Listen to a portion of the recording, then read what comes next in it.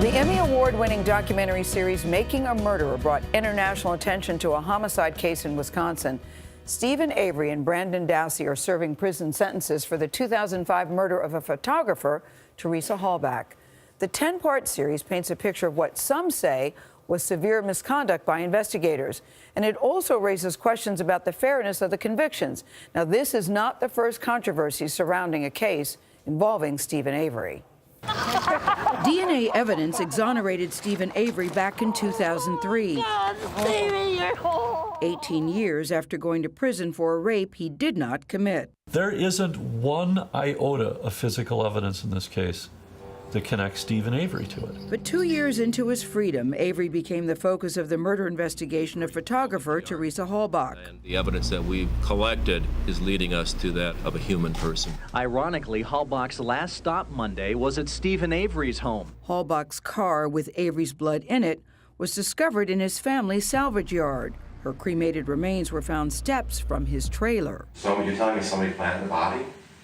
I didn't do it. Avery's defense argued some investigators who helped wrongfully convict him for rape planted evidence and forced Avery's learning disabled nephew, Brendan Dassey, into a false confession. Who shot her in the head? He did. Why didn't you tell us that?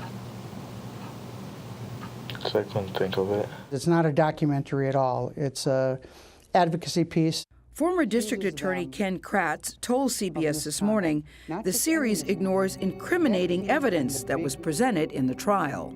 It does very little to help the search for the truth. That's a function that is uniquely given to jurors, and the jurors did that when they returned their verdicts. We, the jury, find the defendant, Stephen A. Avery, guilty of first-degree intentional homicide. We spoke to Avery's former defense lawyers in 2016. Are both of you convinced of his innocence?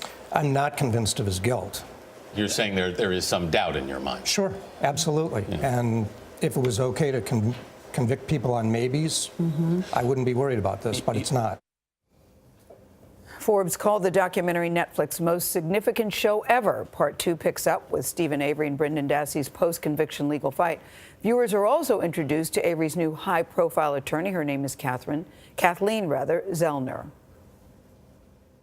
Every crime makes sense. Every crime can be unraveled. You can figure it out. You have to understand the victim. You have to understand the nature of the crime, and you must understand in intimate detail the crime scene. And I don't think any of that was done in this case. I mean, you've really... First on CBS This Morning, filmmakers Ricciardi and Moira Demos join us at the table to discuss. Good to see you guys. So I'm curious about part 2 because they had both been convicted. Their appeals have been overturned. Why would you even think there is a part 2 to this case, Laura? Well, we knew that both Stephen and Brendan, although they're serving life in prison, Stephen without the possibility of parole, Brendan will be eligible for parole in 2048 at the age of 59. They continue to maintain their innocence, and they're committed to fighting to free themselves and clear their names. Were you planning to always do a part 2? No, it's definitely something that evolved. Yeah. How did it evolve? What did you see that you thought, okay, we need to keep going? Moira? So, when we leave off at the end of part 1, Stephen himself is saying he's going to keep fighting. Brendan's team has actually just taken his case into the federal court system. And then soon after the launch of part 1, Stephen got a new advocate, Kathleen Zellner, who has an incredible record. She does. Yeah. She's the winningest private post-conviction attorney in the United States. And so right there, it was clear, the story really is not over. So as soon as we learned that and thought about this post-conviction phase of the process, which is really kind of a black hole to most people, like what exactly does that mean to appeal? What are the obstacles? What are the stakes? What are your chances? So we saw it as an opportunity to, offer viewers something new. And part 1, as popular as it was, didn't go without criticism and controversy. There had been accusations of it being one-sided, right, that you didn't get enough information in time with the prosecutor. Do we see more of that from the prosecution side in part 2? I mean, frankly, we gave the prosecutor whatever airtime was available to us. I mean, we looked for creative ways to include the point of view of the prosecutor who declined to sit down with us. I had written to Ken Kratz in 2006 to invite him to participate. never received a direct response to my letter. But, we were fortunate in that so many events were playing out publicly, so we could film those and, make it clear what Ken Kratz's perspective was on the story. Mentally, when you think about it, though, do you think about it as a documentary where you're trying to put things before people with no fingerprints of your own on it, or do you think of it as a storytelling exercise in which you're basically advocating for an argument?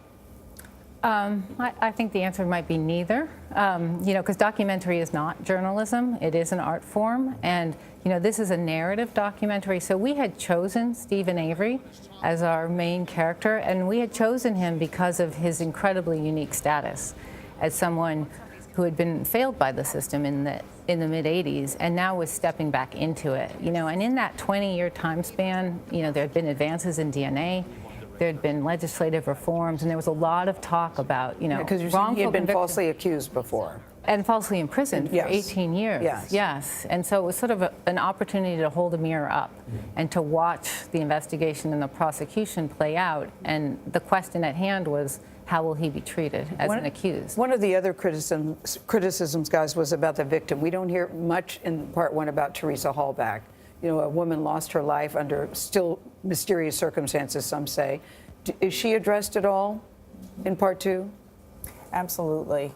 Do we hear from her family, or? Well, both in part one and part two, we invited the Halbachs to participate, and in both instances, they declined. And, I just want to say we absolutely understand that. They endured an unspeakable tragedy, and, I would imagine, too, that even participating could, create more pain for them. So we understand that they declined. We respect that. And in light of that, regardless of whether they participated or not, our job was to tell the story in the most responsible way that we could. So we sought to include a range of voices.